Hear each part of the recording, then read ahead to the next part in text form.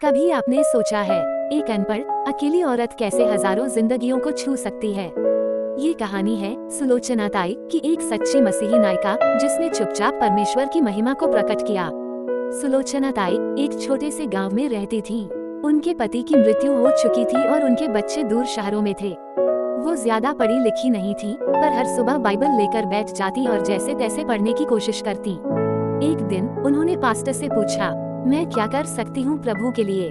Pastor ने मुस्कुरा कर कहा, जो तुम्हारे पास है वही दो, बस वफादार बनो। उस दिन के बाद से ताई हर रोज सुबह घर के बाहर झाड़ू लगाती, जो भी भूखा आता उसे खाना खिलाती और बच्चों को यीशु की कहानियाँ सुनाती। उनके पास ना पैसा था ना ताकत, पर उनके पास था प्रेम, और यही प्रेम धीरे धीरे पूरे गांव में फैलने लगा। लोग उन्हें मसीही कहते, पर ताई कहती, मैं बस यीशु की सेविका हूँ। एक दिन गांव में महामारी फैल गई। लोग डरे हुए थे, लेकिन सुलोचना ताई ने अपने आंगन को आश्रय बना दिया सबके लिए। बीमारों की सेवा, अनाथ बच्चों को संभालना और हर रात सबके साथ प्रार्थना करना, यही उनकी दिनचर्या बन गई।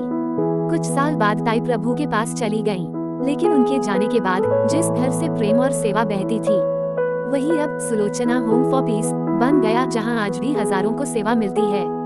क्योंकि एक औरत ने यीशु से पूछा था, मैं क्या कर सकती हूँ, और परमेश्वर ने उसके माध्यम से असंभव को संभव कर दिखाया।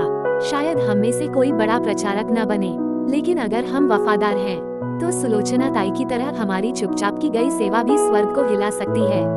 तेरा वचन कहता है, जो थोड़ा काम में वफादार है वह बहुत में भी वफादार होगा। लूका रचित सुसमाचार अध्याय 16 पद 10।